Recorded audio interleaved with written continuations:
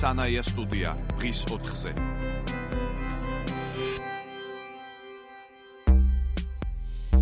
კიდევ ერთხელ მოგესალმებით და კახა კუკავა გადაცემის პირველი ნაწილის სტუმარი. მოგესალმებით, დიდი მადლობა გადაცემაში სტუმრობისთვის. თქვენ იყავით ევროპაში და ამას აუცილებლად შევეხებით და ბუნებრივად გადავალთ, იმიტომ რომ საკითხები არის ზუსტად ის, რაც თქვენ ასე ვთქვათ ევროპელ მაღალჩინოსნებს მიაწოდეთ ინფორმაცია, მაგრამ პირველი, რაც რითიც მინდა დავიწყო ჩვენი საუბარი, ეს არის პრეზიდენტის გამოსვლა პარლამენტში.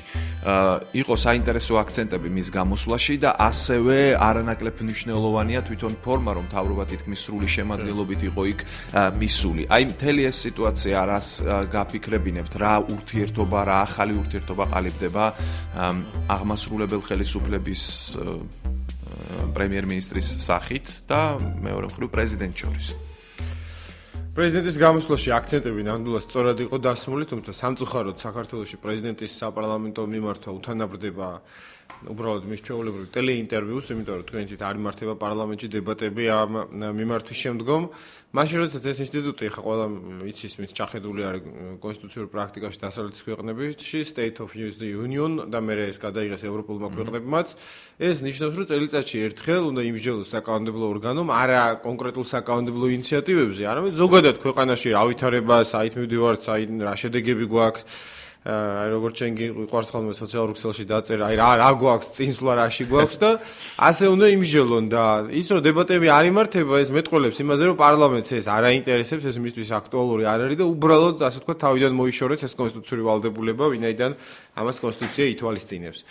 რაც შეეხება იმ ერთ პატარა ნიუანსს, რომ მთავრობა ესწრება, ნამდვილად ეს დადებითი მოვლენა არის და ჩვენ მე მგონი უკვე საკმარისზე მეტადაც შევაქეთ ამის გამო ახალი პრემიერ-მინისტრი. ნამდვილად პოზიტივი არის, თუ წინა პრემიერ-მინისტრს შევადარებთ, რომელიც გამარჯვებაზე არ იძახოდა და საკუთარ მინისტრებს და მით უფრო ოპოზიციას არ ელაპარაკებოდა და პრეზიდენტს, ეხა იმ არანორმალურ ვითარებასთან შედარებით, რა თქმა უნდა, მაგრამ ვაი ჩვენ ქვეყანას რომ აი ასეთ პოზიტივებზე გვიწევს გამოკიდება, ნაცვლად იმისა, რომ ეხა შენ შეგიძლია ვიცი დარწმუნებული ვარ, იცნობ დასავლეთის არხებზე, როცა იმართება ხოლმე დისკუსია, როგორი კონცეპტუალური და როგორი სიღრმისეული განხილვა იმართება, რომ რაღაც 3-4 ძირითადი გამოწვევა არის ქვეყნის წინაშე, ამაზე გამოდის სახელმწიფოს მეთაური და ამაზე იმართება დისკუსიები, ძირითადი კონცეფციები.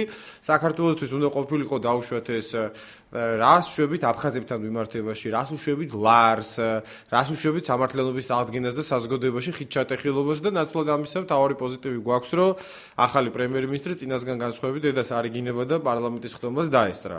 რა ვიცი, თუ გვინდა რომ ეს პოზიტივად შევაფასოთ, შევაფასოთ. ამის მიღმა რა პრაგმატიზმი შეიძლება იდგეს კონკრეტულად ივანიშვილისთვის, კონკრეტულად კვირიკაშვილისთვის, რატომ დათბა, ასე ვთქვათ, პრემიერ-მინისტრსა და პრეზიდენტს შორის ურთიერთობა. აქ მხოლოდ პიროვნული ფაქტორია, თუ არჩევნების მოახლოებასთან ერთად პრეზიდენტთან დაახლოება, ასე ვთქვათ, პრაგმატულ ნიშნებს შეიცავს. ეს არის პიროვნული ფაქტორი, გამომდინარე კვირიკაშვილისაგან, ეხლა ჩვენ საერთოდ პოლიტიკოსები, განსხვავებული პოლიტიკური, ასე ვთქვათ, პლატფორმა გვაქვს, ემოვნება გვაქვს, ნიადაგი გვაქვს, მაგრამ ну ახლა თუ ადამიანი რაღაცა ერთი და იგივე წიგნებს ყოლკითხულობთ საქართველოს ისტორიაზე, ჩვენ გამოცდილებაზე, ერთი და იგივე ისტორიას მეტნაკლებად როგორ განსხვავებულადაც არ უნდა შევაფასოთ ეს 25 წლის საქართველოს დამოუკიდებლობის შემდგომი უახლოეს ისტორია, შეუძლებელი არის მაინც თუ ადამიანი აზროვნებს საერთოდ რაღაცა საერთო ნიადაგი არ გამოიკვეთოს პოლიტიკურ ძალებს შორის.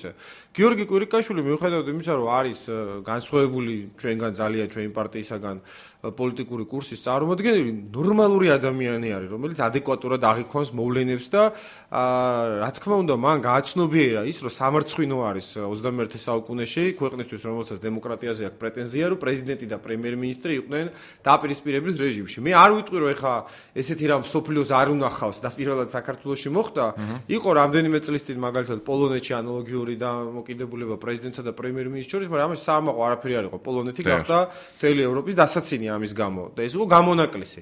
მე ვფიქრობ, კვირიკაშვილმა სწორად გააცნობიერა ეს და ეს აბსოლუტურად მე ვფიქრობ, მის ადამიანობას, განათლებულობას და აკადემიურობას უფრო უსვამს ხაზს, ვიდრე იმას, რომ დაუშვათ ეხლა რაღაცა განსაკუთრებული ხედვა აქვს. მე ვფიქრობ, რომ მას ჯერჯერობით რაიმე კონცეფცია არ აქვს ქვეყნის განვითარების და ახალი სამთავრობო პროგრამა არ აქვს, გამომდინარე იქიდან, რომ პრემიერ-მინისტრი საქართველოში ესეც ჩვენი გამონაკლისი არის, ის არ არის მთავრობის პოლიტიკური გუნდის ლიდერი. ერთის მხრივ ვითომ საპარლამენტო რესპუბლიკა ყავს, მაგრამ მეორეს მხრივ ყავს პრემიერ-მინისტრი, რომელიც არის ტექნოკრატი.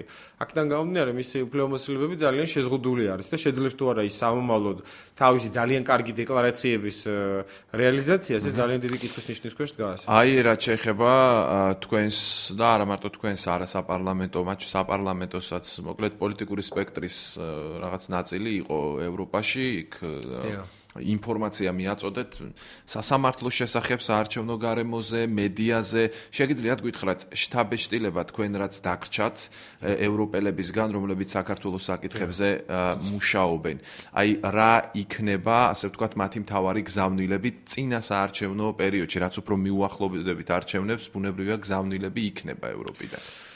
გზავნილები იქნება იგივე, რაც იყო უკანასკნელი რამდენი წელი გამოდის 97-დან. უკანასკნელი 20 წლის მანძილზე თითქმის. თქვენ რო გადახედოთ, ყოველ 2 წელიწადში ერთხელ მიიღება საპარლამენტო ასამბლეის რეზოლუციები საქართველოს თავმიმართებაში და დაახლოებით ანალოგიური შინაარსის უფრო ნაკლები პერიოდის მანძილზე იღებს ევროპარლამენტიც.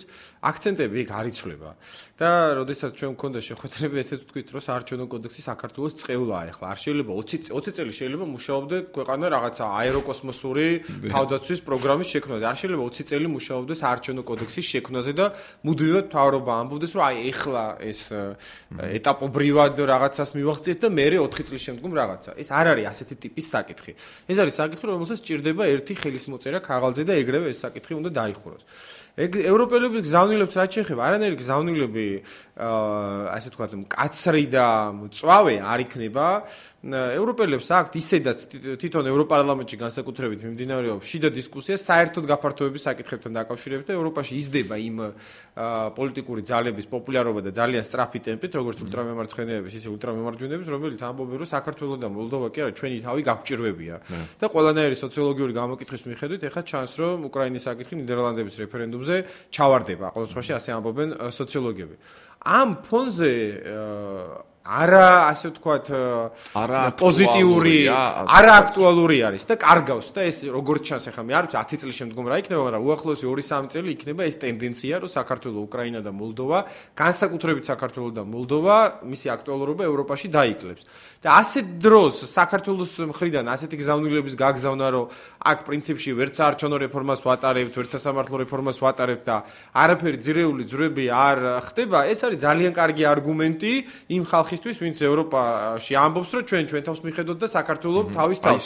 საქართველოს რო იყოს ძალიან წარმატებული და ძალიან, ასე ვთქვათ, მნიშვნელოვანი ტესტი მათთვის, მე დარწმუნებული ვარ, რომ როგორც ფინანსური, ისე პოლიტიკური თვალსაზრისით მეტ დახმარებაზე იქნებოდა საუბარი. საარჩევნო საკითხზე მოდით გადავიდეთ. პრემიერ-მინისტრი შეხვდა ოპოზიციას ამ თემაზე.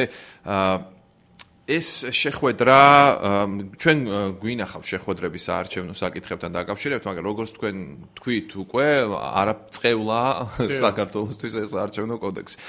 მე მაინტერესებს რა იმედს გისახავთ არჩევნებამდე 8 თვეა დაახლოებით დარჩენილი, რომ რა შეიძლება ხელისუფლებამ, ასე ვთქვათ, დათმოს საარჩევნო გარემოსთან დაკავშირებით. მაქსიმუმი, რაც შეიძლება ხელისუფლება და ოპოზიცია შეეთქვათ. ვერ გეტყვით ახლა და არ ამგონია ვინმეს შეეძლოს დღეს ამისი თქმა, იმიტომ რომ არის თვითონ ამორფული მთავრობა და მიდის ჩამოყალიბება. თებერვალი-მარტი იქნება მნიშვნელოვანი იმისთვის, რომ საერთოდ გაირკვეს, პრინციპში შეიძლება თებერვალიც საკმარისი იყოს, რომ კვირიკაშვილიც არის ჩვეულებრივი მარიონეტი, ოღონდ უკეთესად დავარცხნილი ვიდრე ღარიბაშვილი, თუ ეს ადამიანი გახდება პოლიტიკური ლიდერი. მე პირდაპირ ვიტყვი, რომ მიუხედავად იმისა, რომ მას პირადად არ ვიცნობ, მე მგონი არ შევხედრია ხელიც არ ჩამომირთვევი არსად, ვარ მისი გულშემატკივარი და მინდა რომ ის გახდეს რეფორმატორი, მინდა რომ ის გახდეს ახალი კურსის ფუძემდებელი საქართველოში და მზად ვართ, რომ ამისთვის ოპოზიციამ კომფორტი შეუქმნეს. ჩვენი შეხვედრა რა? მაგრამ ამასთანავე ამბობთ, რომ გადაწყვეტილებები სხვაგან მიიღება და სხვა ადამიანი იღებს ამ გადაწყვეტილებებს. იცით როგორ არის? ეხა ეგ ფილოსოფიური საკითხი არის, მაგრამ ისტორიკოსები ამბობენ, რომ საბოლოო ჯამში დიდი დავა არის ისტორიკოსებსა და ფილოსოფოსებს შორის ამაზე, მაგრამ მე იმას ვემხრობი, ასე ვთქვათ, ნაწილს, რომელიც ამბობს, რომ პიროვნების როლი არის გადამწყვეტი ისტორიაში და არა წინასწარ განპირობებული მაინც არ არის, იმიტომ რომ ადამიანი საბოლოო ჯამში კვირიკაშვილი რო დარჩება ღამე მარტო თავის თავთან თათბირების შემდგომ, საბოლოო ჯამში მან უნდა გადაწყვიტოს. მან ხო გადაწყვიტა, რომ დაესწრო პარლამენტის ხდომას. მიუხედავად იმისა, რომ ალბათ იმ სასახლიდან თხოვეს, რომ არ დასწრებოდა. დაესწრო უშიშროების საბჭოს ხდომას.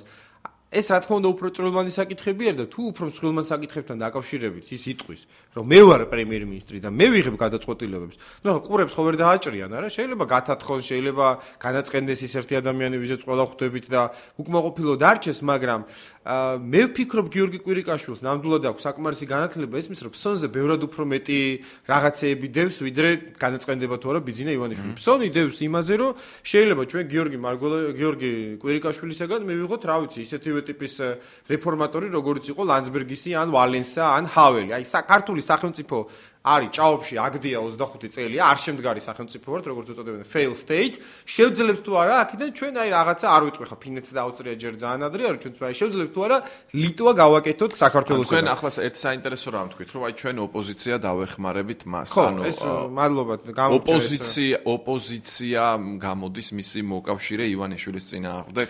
არ ვიტყვი რომ ივანიშვილის წინააღმდეგ ძალიან კარგი იქნებოდა ივანიშვილიც რო ჩართული ყოფილიყო ამ პროცესში, ამაზე ბევრს ვჯერდობთ ჩვენ როგორ ეს კაცი ასე თქვათ გამოვიყვანოთ ამ დაკომპლექსებული ვითარებიდან.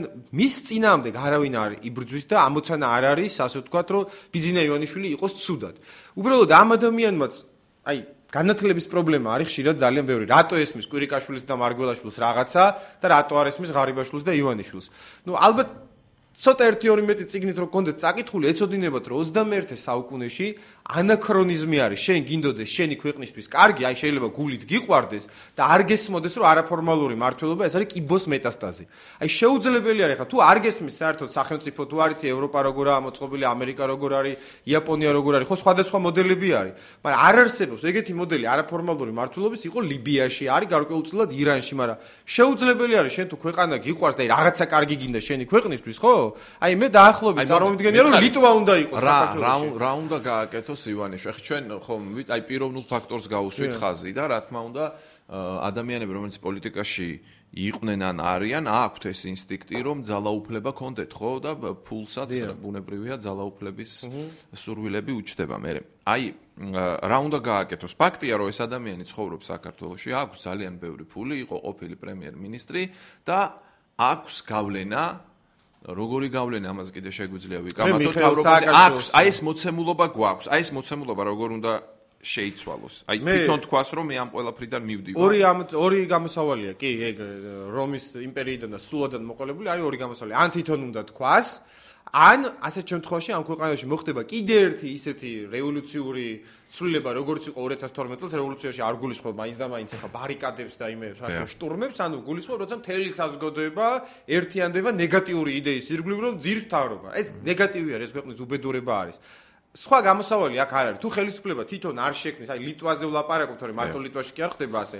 თუ ხელისუფლება თვითონ არ შექმნის ლიტურ მექანიზმს, რომ რაღაცა პერიოდის შემდგომ თვითონ დათმოს ხელისუფლება და დეცენტრალიზაცია გააკეთოს და თუ ამისთვის აუცილებელი გახდება საზოგადოების მთელი რესურსების გაერთიანება, საზოგადოება მე ამას აკეთებს უკიდურესი ფორმებით, ხო, როგორც სააკაშვილი დაждდა ზებნაზე და შევარდნაძე იყო შინაპატიმრობაში, რაღაცა ამგვარ რეჟიმში იქნება ივანიშვილი. თვითონ რატო უნდა გააკეთოს? ვახ, ვერც დავამატებ. სააკაშვილს ურჩია ერთხელ, როცა პარლამენტის წევრი ვიყავი, პარლამენტის წევრის მიკროფონიდან, რომ აი ვალენსას ბიოგრაფია წაეკითხა და ივანიშვილს ურჩევ, რომ აი ვაშინგტონის ბიოგრაფიას წაიკითხოს. ის რაც მისთვის უნდა შენახსენე, ხა რომ ბუნებრივი არისო, რომ ფულიან კაცს ძალაუფლებაში გავლენა უნდადესო. ერთი გამონაკლისი არის, მისი ფული იმდენად ბევრია და საქართველოს იმდენად პატარაა, კარგად არ მესმის რაში ჭირდება მაგალითად, რომ საქართველოს მთავარი პროკურორი მასზე იყოს დამოკიდებული. 8 მილიარდთან მიმართებაში საქართველოს მთავარი პროკურორი ძალიან წვრილმანი ინსტრუმენტია. მე ურჩევდი, რომ წაიკითხოს ჯორჯ ვაშინგტონის ბიოგრაფია, რომელიც 8 წლის შემდგომ თქვენ იცით, რომ ამერიკის მეფობას თავაზობდნენ მას. მე-18 საუკუნე იყო და არაფერი ამაში არ იყო გასაკვირი, მაგრამ იმ ადამიანმა მე-18 საუკუნეში მიხვდა და დღეს ყველგან დოლარზეც და ყველაფერზე ვაშინგტონი ახალია.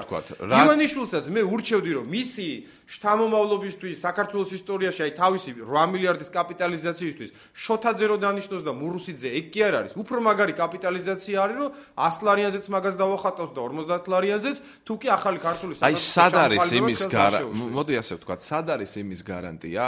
რომ ნებისმიერი ახალი ხელისუფალი, ვინც არ იქნება, ვთქვათ, ივანიშვილის გავლენის ქვეშ, მას ამხელა კაპიტალით დატოვებს საზოგადოებრივ ცხოვრებაში. სად არის ამის გარანტია? ვინ მისცემს მას ამის გარანტიას? არ არის ამის გარანტია და პირიქით გარანტია არის. წარმატებული სახელმწიფო გულისხმობს იმას, რომ ამხელა კაპიტალით ის ვერ იქნება საჯარო ცხოვრებაში და ეს ეხა ვიღაცას შეიძლება სამართლიანად მოეჩვენოს, ვიღაცას უსამართლოდ, მაგრამ ამასაც აქვს ძალიან დიდი ისტორია. იცით რომ საბერძნეთში სპეციალური ინსტიტუტიც არსებობდა, არა მარტო დიდი ფული სპარტელები მაგალითად რკინის ფულს ბეჭდავდნენ, რომ ბევრი როჯიბეში არ ჩაედო ადამიანს და ათენში იყო ესეთი ოსტრაკიზის ინსტიტუტი, რომ არა მარტო ბევრი ფული, ბევრი ავტორიტეტიც რო ქონდა, ხო, იძახის ჭარბინდობა მაქო. აგდებდნენ ქვეყნიდან სახელოვან ადამიანებსაც, იმიტომ რომ ანუ თქვენ ამას თავაზობთ? არა, ამას კი არ თავაზობთ, მას შეუძლია იყოს ამერიკაში არიან ბიზნესმენები, რომლებიც მაგალითად ბილ გეიტსი, რომელიც არის თავის ბიზნესში, არის თავის ქველმოქმედებაში და თავის დღეში არავინ არ ებრძვის და არავინ მის ასე ვთქვათ წინააღმდეგ კამპანიებს არ თმის და ხა როგორც კი შემოდიან მილიარდელები პოლიტიკაში, საზოგადოების ეს დაცვითი იმუნიტეტი არის. მილიარდელი პოლიტიკაში არის საშიში. ისე დიდ ქვეყანაშიც კი როგორც არის შეერთებული შტატები, სადაც მილიარდელი არ ნიშნავს აპრიორი მონოპოლს. და საქართველოსნაირ პატარა ქვეყანაში როცა მოდის მილიარდელი და თავისი ბანკის თანამშრომლები და ბიძაშვილ-მამიდაშვილები მოყავს და ოჯახური კლანის პრინციპით აყალიბებს სახელმწიფოს პოლიტიკურ სისტემას, რა თქმა უნდა ეს სახელმწიფო ინსტიტუტს და სახელმწიფო სისტემას ანგრევს. მე მაგალითად რა ვიცი, არ ვიცი როგორ უნდა აუხსნა ბიძინა ივანიშვილს მე ცხოვრებაში არ შევხვედრი ვარ, მაგრამ აი მართლა არ მისმის, აი რაში ჭირდება, აი მურუსიძე რო დანიშნა, რა დაკვეთა უნდა შეასრულოს, 8 მილიარდი რომ მქონდეს, ეხლა მე რა უნდა დამჭირდეს თბილისის საქალაქო სასამართლოში, რომ იქ ჩემი დანიშნული მოსამართლე მჭირდებოდეს. უფრო ვიფიქრებდი იმაზე, რომ აი ამ 8 მილიარდის შემდგომ რო აღარ ვიქნები საერთოდ, როგორ შეიძლება ქართულმა ხალხმა რომ გამოსცემს. აი ახსნავთ, ეს უფრო ლოგიკური არის. მურუსიძის საკითხს თქვენ ახსნა ვერ მოუძებნეთ? ვერ მოუძებნე, რომ აი მონახა მურუსიძე, ისევე როგორც შოთაძე, ეს პირადი მისი დანიშნებია, მთავრობა არც ერთს არ მეორეს არ აკონტროლებს, რომ მას ჰქონდეს თავის ისევე როგორც უშიშროებაში გომელაური არის მისი პირადი კადრი. რომ აი პირადად თავისი საცეცებით მართავდეს. ეს ანგრევს სახელმწიფოს, ხო გესმის ეს რა სიცილიური, ტაილანდური, ბრაზილიური, ოღონდ ეხლანდელი ბრაზილიური არა, გასული საუკუნის 60-70-იანი წლების მიდგომა, როდესაც ოლიგარქები აკონტროლებდნენ სახელმწიფო სექტორის დიდ ნაწილს. ეს ანგრევს სახელმწიფო ინსტიტუტებს. და ჩვენ გვინდა კიდევ ერთხელ გეუბნებით, ლიტვა, გვინდა ესტონეთი, სადაც იქნება პარლამენტი, მთავრობა, პარლამენტში 6-7 პარტია იქნება წარმოდგენილი, შექმნიან მთავრობას, რომელიც 2 წლის შემდგომ წავა სახლში. ლატვიაში ბოლო მთავრობა გადადგა იმის გამო, რომ უნიორმაგის სახურავი ჩამოიქცა მთავრობა რაშუაში. მაგრამ ის შეკითხვა რაც მე დავსვი, რომ აი თუ კი არ მონაწილეობს ადამიანი, ან როგორ უნდა აუგზავნოს საზოგადოებრივ ცხოვრებაში მონაწილეობა, მაგრამ მოცემულობა გვაქვს, რომ მას აქვს აი ესეთი დიდი კაპიტალი, ის იყო თავრობის ყოფილი პრემიერ-მინისტრი და აი ამ მოცემულობაში ამის შეცვლა როგორ გესახება თქვენ? თქვათ მოვიდა მთავრობა, რომელიც არ არის მასთან კარგ ურთიერთობებში. ეს ხომ ნიშნავს, რომ შეიძლება მისი ქონება, მისი პირადი უსაფრთხოება დადგეს კითხვის ნიშნის ქვეშ. აი ეს არის ჩემი აზრით ერთ-ერთი მნიშვნელოვანი საკითხი. აი ჩვენ არ ვიცით როგორ მოიქცეოდა. ჩვენ არ ვიცით როგორ მოიქცეოდა, მაგალითად წინა ხელისუფლება გაცილებით ადრე რომ ყოფილიყო იმაში დარწმუნებული რომ ივანიშვილი შემოდიოდა ხელისუფლებაში. გაცილებით ადრე ივანიშვილი მონაწილეობდა პოლიტიკაში, რომ ხელისუფლების მხარეზე ჩვენს წინააღმდეგ. მაგრამ აი რომ ცოდნოდა რომ მისი ოპონენტი იქნებოდა და ამაში დარწმუნებული ყოფილიყო, ჩვენ არ ვიცით როგორ მოიქცეოდა, ხო, შესაძლოა ძალიან. წინა ხელისუფლება იყო ავტორიტარული და ავტორიტარული ხელისუფლება ანადგურებს ყველანაირ მოწინააღმდეგეს, ფულიანსაც, უფულოსაც, ისეთსაც და ასეთსაც. ჩვენ ვლაპარაკობთ იმაზე, რომ ნორმალურ ქვეყანაში ჩვენ რას თავაზობთ ივანიშვილი, მე როგორ წარმომიდგენია. ნორმალურ ქვეყანაში ან მილიარდელი უნდა იყოს ნეიტრალური და თავისი მილიარდებით არ უნდა ერეოდეს პოლიტიკაში, ან თუ მაინც და მაინც გადაწყვეტს, ეხლა ეს რთულად წარმოსადგენელი არის, მაგრამ კანონმდებლობა საქართველოში და სხვა ქვეყნებში ითვალისწინებს იმას, რომ ეს თავისი მილიარდები და თავისი ბანკები და ყველანაირი ფინანსური სტრუქტურები ტრასტით მართვის უფლებით გადასცეს ვიღაცა სხვას. ნუ ეს რა თქმა უნდა ყოველთვის ფიქცია იქნება, ამიტომ უფრო სწორი იქნება ჩემი აზრით, რომ როგორც იქცეოდა სარაჯიშვილი და როგორც იქცევა ბილ გეიტსი, იყოს პოლიტიკის მიღება. ანუ დავდივართ მის პიროვნებამდე. ის როგორ მოიქცევა? როგორ გადაწყვეტილებას მიიღებს პიროვნულად, ამაზეა ლაპარაკი. ჯერჯერობით იღებს ძალიან წვრილმან გადაწყვეტილებას. ჩემი აზრით ის რასაც ის აკეთებს, არის მეწვრილმანეობა, როდესაც თავისი 8 მილიარდით გვებზვის ჩვენ 20 ლარი რო გვიდევს ჯიბეში ისეთ პარტიებს და ცდილობს რომ ფულით დაჩაგროს. ეს არის უსინდისობა. ეს არის მე რო 3 წლის ბავშვს ახლა გავიყვანო დინამოს სტადიონზე და უთხრა რომ მე მეთამაშე ის რა ქვია ფეხბურთი. არ შეიძლება ბიძინა ივანიშვილმა გამოიყენოს პოლიტიკური ოპოზიციის წინააღმდეგ ფინანსური ინსტრუმენტები. როცა ის ამბობს რომ მე ვყიდულობ ყველა ტელევიზიას, მე ურიცხავ მილიონს ყველა პარტიას, იქ შექმნა თავისი არასამთავრობოები და ექსპერტები და პარალელურად ხდება ოპოზიციის ფინანსური დახრჩობა. ეს არ არის სწორი და არ უნდა გაუკვირდეს. მე რაც შენ თქვი, რომ მოვა ბოლოს და ბოლოს ხომ მოვა, როდესაც ხო შეიცვლება ხელისუფლება, რომ მისი პირველი, ასე ვთქვათ, აბსოლუტურად ბუნებრივი რეფლექსი იქნება ის, რომ აი ამ ფინანსურ ჰიდრას, ამ ფინანსურ დრაკონს აუგზავნოს პოლიტიკაში მონაწილეობა მინიმუმ. თუ კი არსებითად არაფერი შეიცვალა საარჩევნო გარემოში, რაღაც წვრილმანებს არ გულისხმობ. არსებითად რაც ოპოზიციის მოთხოვნა ეს არ შეიცვალა, თქვა სასამართლო სისტემაში მიმდინარე პროცესებს ხედავ. ერთ რაღაცას ვიტყვი, ახლა დავამატებ წინა თემას, რომ აი მილიარდელებთან დაკავშირებით საქართველოში კი არა, ეხლა არის იცით ყველაზე რეიტინგული პოლიტიკოსი ამერიკის საპრეზიდენტო არჩევნებში გუშინ ჩატარდა პირველი პრაიმერები, ერთ-ერთი ყველაზე და მზარდი რეიტინგის მქონე ბერნი სანდერსი, რომლის მთავარი ლოზუნგი არის, რომ დამთავრდეს ამერიკის მართვა მილიარდელების მიერ. ამერიკა, რომელსაც ალბათ რავი 500 ან 700 მილიარდიელი ყავს, ხო?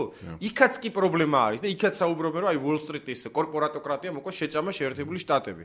ხა წარმოიდგინეთ საქართველოს 3 მილიონი პატარა გაღატაკებული ქვეყანა, რომელსაც თავზე აზის 1 მილიარდელი, ანუ მონოპოლისტი.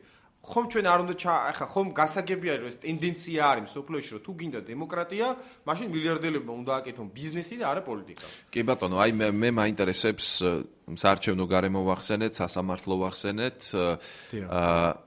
თუ აი ამ დაგვარი მდგომარეობით მივიდა ქვეყანა არჩევნებზე და ჩატარდა არჩევნები, თქვენ ელოდებით რაიმე გართულებებს არჩევნებზე შედეგების გამოცხადების შემდეგ თუ არა? გართულება აუცილებლად მოხდება, ოღონდ ეს შეიძლება არ მოხდეს დაუყოვნებლივ შედეგების გამოცხადებისთანავე, ეს დამოკიდებული არის იმაზე, იმ წუთისათვის იქნება თუ არა ქვეყანაში ძლიერი პოლიტიკური ალტერნატივა, ამ წუთას ესეთი ძლიერი ალტერნატივა არ არის. საიდან უნდა გაჩნდეს არჩევნებამდე ცოტა დროა დარჩენილი. ხო, ამიტომ შეიძლება არჩევნებამდე არ გაჩნდეს, მაგრამ მე ვიტყვი, რომ მაქსიმუმ არის 2 წლიანი, ასე ვთქვათ, ფაზა და ეს ოპოზიცია აუცილებლად შეიქმნება, იმიტომ რომ როგორც ფინანსურ ბაზარს, ისე პოლიტიკურ ბაზარსაც აქვს ერთი პრინციპი, ძირითადი პრინციპი, რომ როდესაც არის მოთხოვნა, აუცილებლად არის მიწოდება.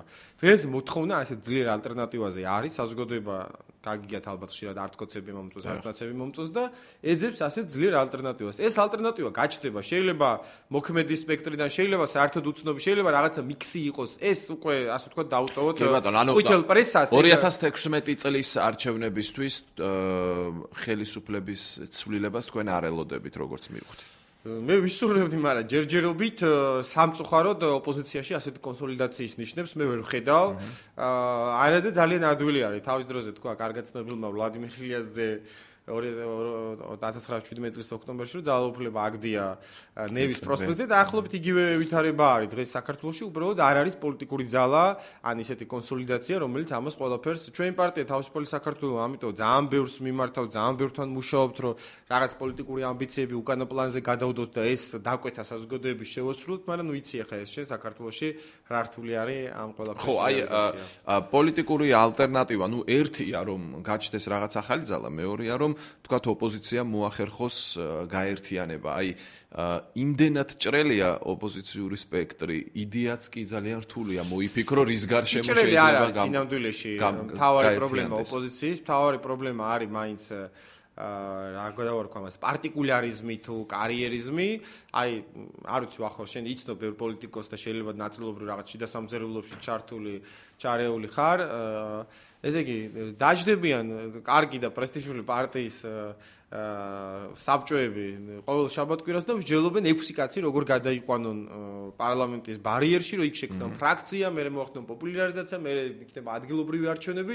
კი, განა ეს საჭირო არ არის, მაგრამ ეს არის ერთი პარტიული დღის წესრიგი. არის მეორე სახელმწიფოებრივი დღის წესრიგი, რომელსაც ცოტა უფრო მასშტაბური ხედვა ჭირდება. ჩემი აზრით, რაც ახლა ვთქვი, რომ ძირითადმა ოპოზიციურმა ძალებმა ჩამოაყალიბონ ალტერნატივა, აი ასეთი გარდამავალი დღის წესრიგით, ანუ არა კონცეპტუალური და რაღაცა გარდამავალი დღის წესრიგით, რომ მოდი საქართველოში გავაკეთოთ ლიტვა, რომ დავშალოთ შინაგან საქმეთა სამინისტრო, რომ პოლიციიდან და სასამართლოდან და პროკურატურიდან გავყაროთ ის კადრები, რომლებსაც გამოქონდათ ეს პოლიტიკურად მოტივირებული გადაწყვეტილებები და გავათავისუფლოთ სასამართლო და პროკურატურა. თვითმმართველობას მივცეთ თავისუფლება, დამოუკიდებელი მედიის გარანტიების შექმნა, საარჩევნო კოდექსში ჩავწეროთ ბოლოს და ბოლოს ის დაწყევლილი ცვლილებები, რაც 20 წელია რომ კენჭისყრა არ ეღირსა.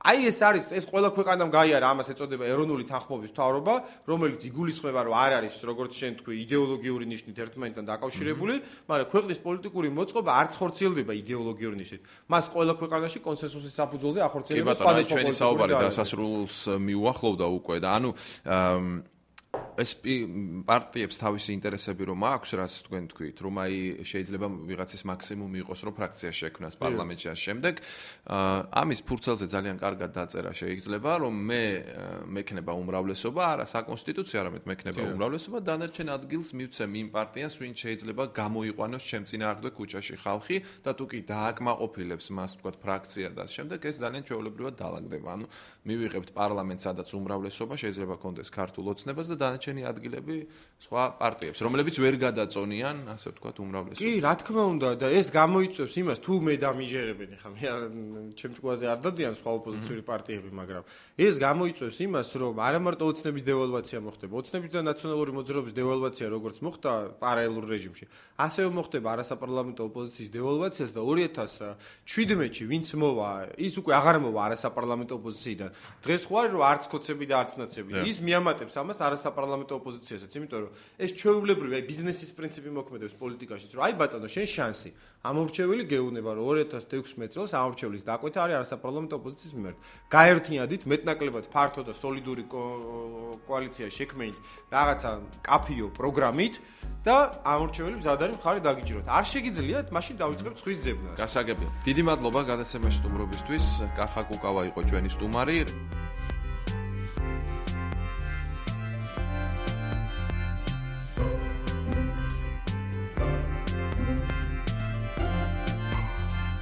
სანაია სტუდია დღის 4-ზე.